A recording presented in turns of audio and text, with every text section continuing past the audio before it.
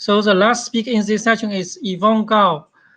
After getting her PhD from Yale University, Yvonne was awarded the National Research Foundation Fellowship, and she just started a new laboratory in Singapore half a year ago, focusing on superconducting circuit.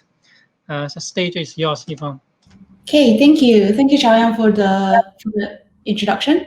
And it's a great pleasure to be invited to give a talk, especially after two of such really wonderful talks that's very comprehensive about quantum computing in general. So in this talk, we'll switch gears a little bit and think about maybe how we can build some smaller devices first that are more robust against errors, and how we can do that through bosonic encodings for quantum error correction. Okay, so I think that's a general summary. I really like this chart that was introduced in the paper, in the review paper that came out earlier this year. I think en route to building a universal quantum computer, which we all know has lots of potentials and promises, we have to build some key building blocks at the bottom, and these involves building better qubits individually, better performances on gates, control and readout technologies that will go with it. And once we have these components under control, we can then think about how we can now build something more useful. One path, as Sergio just mentioned, is we can now start to scale up a little and move to the NISQ era, where we can use tens or hundreds of physical qubits that already have the capabilities beyond their classical counterparts. So we can use them to do interesting simulations to demonstrate the advantages that quantum computers could offer over classical computing. And there's a whole range of new explorations that it opens up, with the availability of these intermediate scale quantum processors.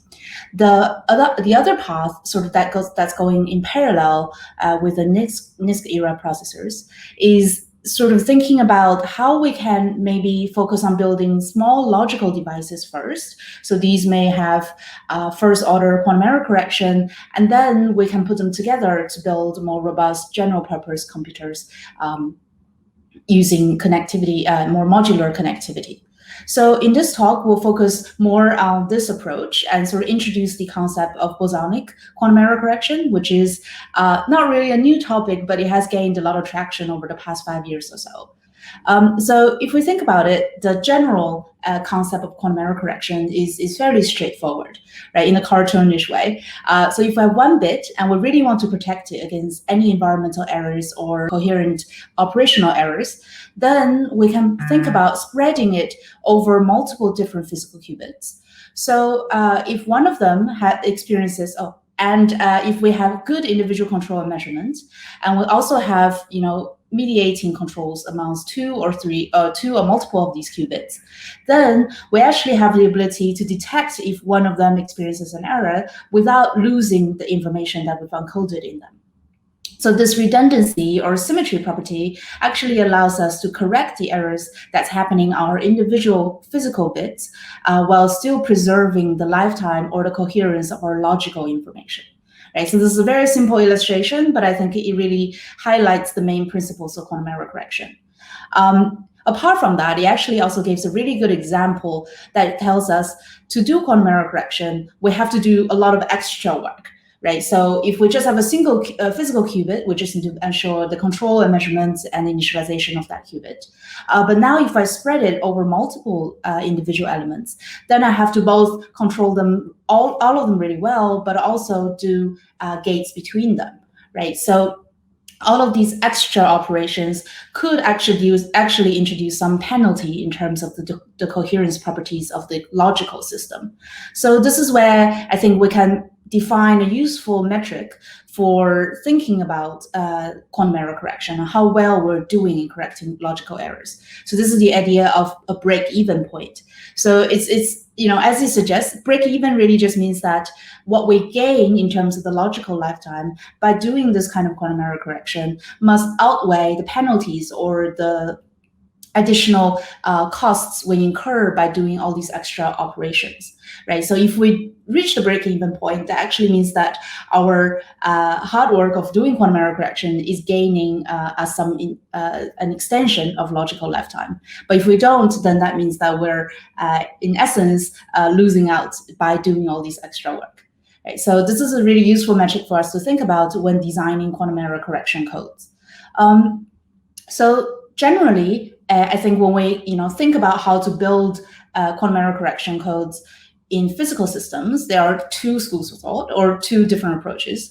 One is to think about having multiple two-level systems together, right? And then we use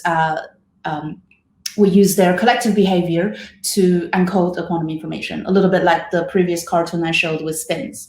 So the challenges with this is that with every new two-level system that we add, we actually introduce some additional failure modes. And this is not just the fact that you have one extra moving part and hence maybe a little bit more penalty in the decoherence, but it actually implies something a little bit more severe potentially, right? These are, potentially long-range interactions or correlated errors that are outside the range of simple quantum error correction codes.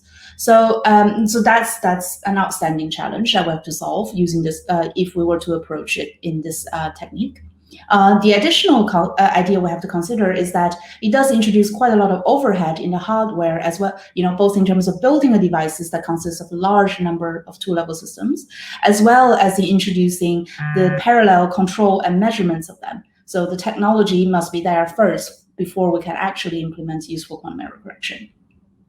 So the alternative approach, which is something that a lot of us have been focusing on in the past few years, is to use a single piece of hardware, or a single quantum node, to encode information. And this has the advantage of essentially giving us a larger Hilbert space without introducing additional penalties from the new elements that we introduced. It also reduces the overhead a little bit in terms of the control because we still only have one mode that we have to control, right? So this framework of using a single harmonic mode and its large Hilbert space to encode logical information and implement quantum error correction is generally called the Bosonic Codes or Bosonic encoding schemes. They essentially has the advantage of allowing us to have access to a larger Hilbert space, so we can do redundant encoding of information and correction of physical errors with very little additional overhead. Okay, so this is the approach that we'll be talking about for the rest of the talk. And before we go on to physically how this can be done, I would like to give a general overview. And the caveat here is really, or the disclaimer here is, I'm still not assuming any real any physical platforms here, and these are very general concepts that can be realized using different physical systems. So again, let's look at our toy model where we have a harmonic mode with a large number of levels that we can take advantage of. One simple example is to think of taking advantage of its two orthogonal subspaces, which are the photon number parity symmetry in here to encode the information. So one example is the cat state. So for example, here we're using a superposition of coherent states with opposite phases, and it has a well-defined parity. So now it actually provides us a pretty convenient way to encode information with a very well-defined or easy to measure syndrome, which is the parity. Right. So if we introduce such an encoding, we're essentially having the benefit of still sticking to a single hardware, but now equipped with the ability to do redundant encoding and efficient extraction of error syndromes. And encodings like this could very easily satisfy all the quantum error correction requirements, which is essentially having the two subspaces being orthogonal and the code words having the same average energy compared to each other. Right? So this is just one of the examples. There's actually quite a lot of different codes that's available, that's been developed recently. So one way to think about these codes is to think about how they act against the two main errors that happen in the bosonic system. So typically, we say that the dominant error in a harmonic mode is sort of photon loss or energy loss. And but it also has a little bit of phasing, which is considered as the non-dominant error, but it's still non-negligible.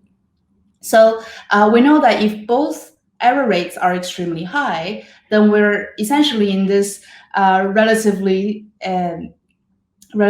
grim regime where we don't really have much processing power, right? We don't have any faithful computation, and we don't really trust the result because the noise is overpowering the actual operations. But within the limit of the two error channels being relatively weak, we can actually think about different ways to protect the information against them. So one example is to think in terms of a system with large dephasing, but not so much of energy loss. We can design qubits with the bias noise such that it can preferentially protect against the error that is dominant. In the middle here, where both errors occur, we can think about something called the rotation symmetry codes, where it actually has the ability to act against both dephasing and energy loss. And finally, when we have much more significant energy loss but little dephasing, we can use the category of codes called translation symmetric. Right? So all of these are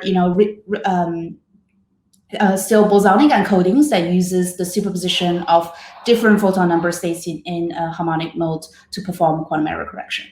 So just to showcase a few of the prominent examples within these bosonic QEC codes, the most mature one at the moment is the CAD code. So it's the 4-component CAD code, to be specific, uses the parity as an error syndrome. So what that means is that whenever we experience an energy loss event, for example, we can detect it by simply measuring the parity of the state. And if we have indeed experienced a jump in the parity, we can correlate it with the occurrence of an error in energy loss. And using this encoding in circuit QED, actually, the first demonstration of break-even in quantum error correction was demonstrated in 2016. And subsequently, there has been quite a lot of work in terms of implementing robust single-mode control on this kind of logical qubits. So in sort of going hand in hand with this, we also have the binomial code, which is relatively similar, except that it's using, instead of coherent states, it's using superpositions of Fock states in a harmonic mode. And it has also, reached a level where it's very close to reaching break-even, and demonstrations have been made in both active and autonomous quantum error correction schemes. Again, single qubit control and measurements have been demonstrated for such qubits as well. The other category of QEC codes is this bias noise in the bias noise regime. And this is really interesting because now we're actually exponentially suppressing one of the error channels and essentially saying that let's focus on protecting against that, and then use next level quantum error correction to fix the remaining non-significant error that's occurring in our system. He has achieved quite a lot of progress, and this recent paper that came out in Nature also demonstrated that you can do really good stabilization of such qubits, as well as single mode control and measurement on them. And finally, I think this is something that's really highly promising in the field of bosonic quantum error correction, is the GKP code.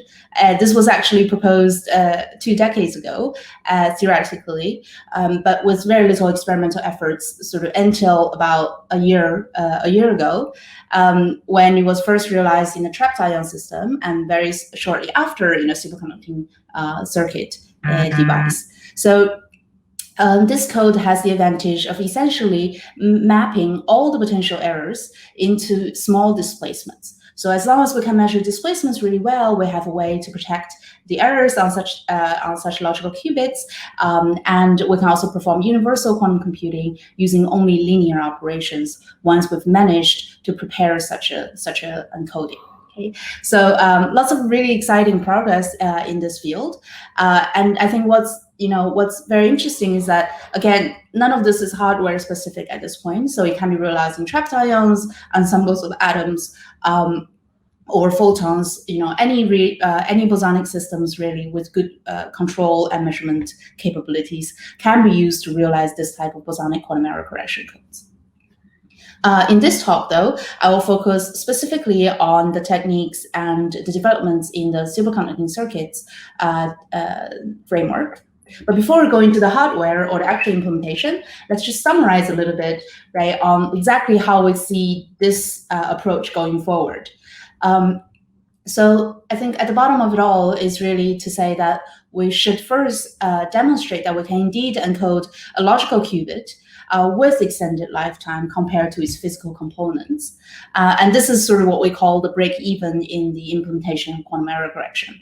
Once we're able to get that, then we can start to think about doing universal control on this logical qubit. And this is where we want to think about making the control, the gate itself, also break even. So that means the gate on the logical qubit actually outperforms the gate on a single physical qubit. And finally, with all these, with these two ingredients in place, then we can move on to start thinking bigger in terms of logical operations on multiple logical qubits encoded in the scheme, and then sort of push towards the final goal of building fault-tolerant quantum computing in a large scale. Right. So at this step, I think this is where we really see the compatibility of Bosonic code to scaling as well, because they're sort of naturally compatible with a very modular approach to building up complexity and scale. So we can imagine once we have this sort of individually protected modules where we have one or several logical qubits and good operations between them, then we can wire them up in a modular fashion where we can build on-demand communication links and connectivities and really build a network of these protected individual elements and use this kind of network to achieve more general purpose quantum computing that's robust against errors. Okay, so there's been, lots of different progress and developments in the various different aspects of this kind of modular approach in circuit QED, all the way from building the individual logical elements to building the communication links. So this is, a very fast developing field of research at this point. All right, so with that, let's go on to the specific implementations in circuit QED. Right, so I'll just do a very quick 2-minute summary of what is circuit QED. Essentially is light-matter interaction, where the light is given by some confined microwave excitations, and the matter is essentially an artificial atom where we use the Josephson junction to create the nonlinearity that's necessary to have non-degenerate energy levels such that we can selectively address individual transitions in that system. So, a typical cavity could look like this. It could look like a planar structure, and a typical artificial atom in the Transmon regime, which is right now most commonly used, can look something like this, where you have a simple junction connected with some large capacitive features. So with the beauty of the system, really, compared to all the other interesting platforms that our previous speakers have talked about, is that it has really lots of controllability. We have the ability to fully engineer its parameters, its transition levels and harmonicities, etc. It's fairly robust and versatile because of this additional control that we have. We can engineer its coupling to the environment as well and do very good control over how quickly they decohere due to environmental interactions. And finally, in terms of fabrication, they are relatively easy, not trivial still, to make good devices, but to make on a small scale, at least, we can get to some working devices fairly quickly, without extremely specialized fabrication facilities. So these are the two individual building blocks, and at the heart of it, of circuit QED, is essentially the coupling of these two in various different ways. And here I'm showing sort of the simplest coupling mechanism, where we just have a large capacitor between the cavity and the artificial atom. And this simple coupling actually gives us lots of useful tools in circuit QED. So essentially, physically, we can interpret this as a state-dependent frequency shift on both the cavity as well as the atom. Right? So it's a very symmetric coupling. If the atom is in a different state, then the cavity frequency, transition frequency could shift, and vice versa. So using this very simple native coupling, we can actually do lots of different tasks. So just to highlight two of them, one is the extraction of information from the artificial atom, so fast and reliable readout. And the other one is nonlinear operations on the harmonic mode. And this is very crucial if we were to implement Bosonic QEC schemes, right? Because we need to be able to encode in the harmonic mode and also do gates on them for the error correction to work. So just using this kind of coupling, we're actually able to achieve that. So the next thing we want to do is to, these are all mesoscopic devices. And if we want to really tease out their quantum behavior, we have to cool them down to their ground state, where we're really in the low energy, low thermal energy level. And this is typically done in the commercially available dilution refrigerator, where we can go down to about 10 to 20 millikelvin. And once we cool this down, we essentially have a device that's fully superconducting, where we can have conduction without dissipation, and they will be right in their ground state or close to their ground state. And this simple, this kind of simple devices actually gives us a really versatile platform to test out our new quantum error correction schemes. Okay, so that's just a very quick summary of the basic concepts of circuit QED. And now we can move on to a little bit of the recent developments that's been done in this field, right? So I've given a summary of the different types of codes that's available, and shown that we have indeed managed to encode on an individual level, on an individual logical qubit, and perform gates on it. So the next natural step is really to put two of them together, or two or more of them together, and do some gates between them. So before we go on to implement these gates, there are a few things we want to consider. One of them is that we want all of these future operations to be as agnostic to the specific encoding choice as possible. And this is really because if you remember in the plot I showed earlier, that each of the code could have a very different capability against the local error model. Right? So we want to be able to change the encoding on demand without changing our gate operations or the hardware structure itself. So that's why we want to look for code-independent implementations of gates between multiple bosonic modes. We also want it to be programmable, which relates to the next point of having a large on-off ratio. So this is important to prevent unwanted crosstalk between these individually protected systems. Right? And finally, we want to have all the gate sets available to be able to implement universal control. This is very similar to what we look for in the physical qubit level, where we want to build a full set of single and two-qubit gates such that we have universal control on our hardware. So in this talk, for the rest of this talk, I will mention two of these developments. One is a bilinear coupling, which can be used to implement a tunable beam splitter type gate and on-demand swap operation. Then I'll move on to talk about a second type of gate, which actually performs universal entangling operations between two bosonic logical qubits.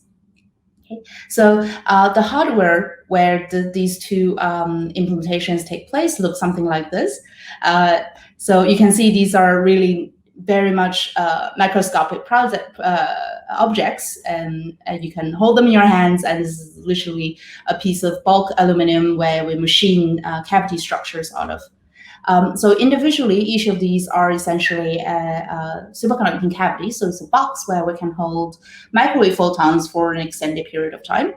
And we have two of these together, and they're coupling mediated by an artificial atom with a specific capacitance feature.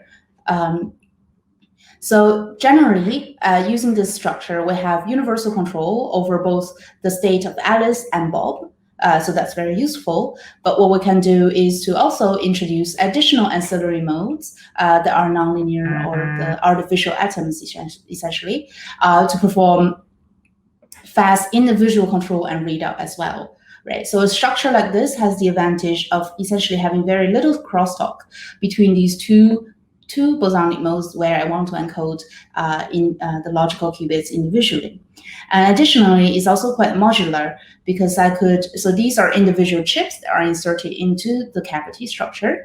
And I can have the liberty to essentially change part of the design. So for example, one of the chips without affecting the rest. Right. This allows us to explore a larger parameter space without having to discard the entire device. So with this device, generally, the goal is to build interactions between these two modes, right, in a controlled and code agnostic fashion. But the natural interaction actually doesn't really allow us to do that, because if we design these two modes to be detuned from each other, they do not naturally talk to each other at all, right? So just like two photons at different frequencies, they will not interfere with each other. So in order to actually induce some kind of coupling or some mechanism for us to do a gate between them, then we have to borrow ideas from the quantum amplifier designs, which is essentially using the nonlinearity of the Josephson junction, which we use to build our artificial atoms, to drive a frequency conversion process. So here essentially implements a four-week mixing where we can choose the frequency of our drives such that we can bridge the energy difference between the two bosonic modes that we're interested in. So with this process, you can imagine the simplest test we can do is to say, now we have two cavities that are detuned from each other, and I choose the frequency such that their detuning matches exactly the energy difference of these two modes. So overall, if I put a photon in one of the modes, it should evolve under this interaction Hamiltonian.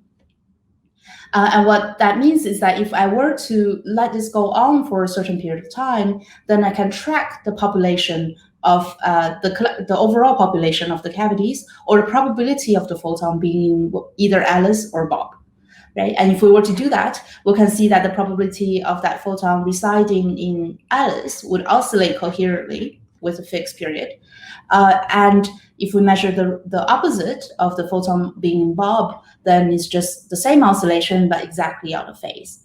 Right? And here this is a raw measurements result, and you can see that it does not go up to 1 exactly, and this is due to some inefficient detection schemes that we're using, which is essentially to measure the joint probabilities of the two cavities. So this is not a first principle limitation at all, it's really just a detector inefficiency here. So this actually gives us a pretty good way to see exactly what our drives are doing. Right, so we can identify that at a certain time interval, we've exactly switched that photon from one cavity to another. So this is a full swap operation. And at half that time, half the evolution duration, we have essentially or effectively a 50-50 beam splitter. Alternatively, you can think about this as just a fully tunable beam splitter operation, where we can simply tune the evolution time and decide the reflection and transmission coefficients of this beam splitter. Okay, so to further verify this, what we can do is to now put it in a multi-photon state with some phase information. So the state we chose is something relatively simple. We start in vacuum in one of our cavities, and a superpositions or a small kitten state in Bob. We can turn on the swap operation, and then what we see at the end is that if we tune it correctly to, for the evolution time to give us an exact swap operation, then we should see that the Bob state is transferred fully to Alice, while it becomes fully evacuated. Okay, so this indicates that our operation here respects the quantum phase and indeed preserves the coherence of our superposition state. The next thing that we can try is to observe the overall evolution of a single photon just under a series of beam splitters. And the reason why we want to do this is really to see that whether we can use this as a useful gate for quantum operations going forward. Right? So this is the standard Hohn-Mendel type of interference study, where we put in a single photon in each mode. They're detuned from each other, but they'll be made indistinguishable by our frequency converting beam splitter that we've engineered. So we know that if we indeed have a good operation here, then the outcome should be either 0-2 or 2-0 randomly, but statistically would be 50% of each possibility at the output. So this is the observation that we make with such a measurement scheme, such a scheme. Here, the color plot really is the probability corresponding to each photon number distributions, and the x-axis is the time. So you can see that as we go on for the same time that we tune up for a swap, a beam splitter, we see that the initial distribution of 1-1 now is fully gone to 0-2 and 2-0. So what this tells us is that we indeed can make a frequency converting beam splitter that makes two photons that were initially fully distinguishable from each other identical after going through the beam splitter.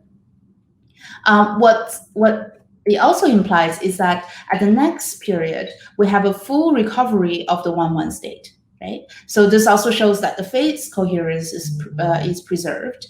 But at the same time, it also points out that the beam splitter itself is not suitable for doing gates between bosonic qubits, because we actually ended up leaking out of our phase space. So if our initial encoding is in the 0 and 1 subspace, then after the beam splitter, we're going to 0, 2, and 2, 0, which is outside our code bases, which is a problem for implementing quantum error correction.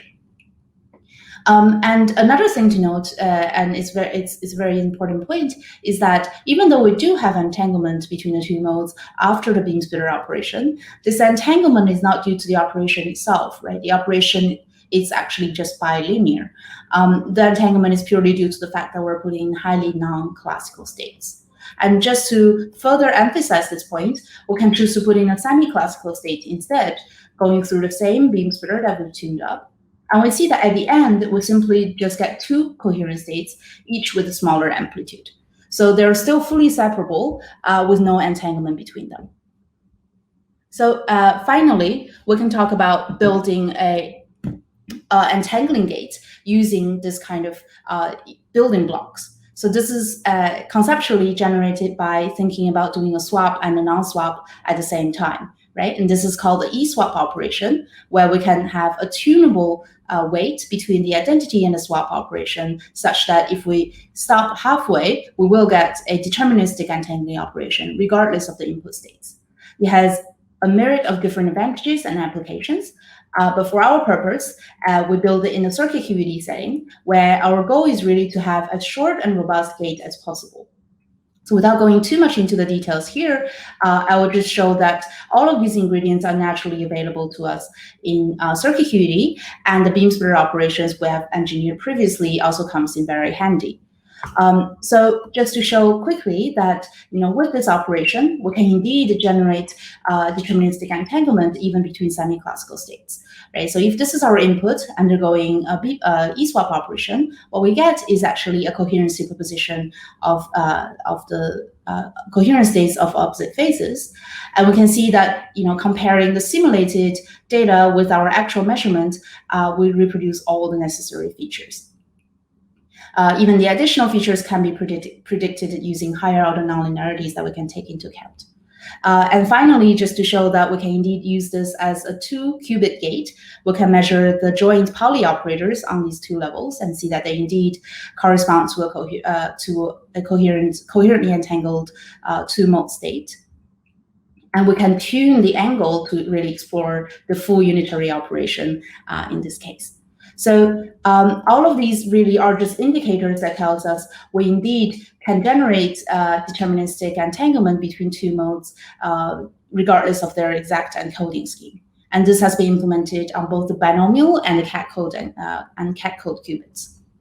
So finally, just to recap, we have climbed the ladder of our roadmap by starting with encoding a single logical qubit and performing controls over them. And here I've shown that we're making good progress with performing gates between two of these logical qubits.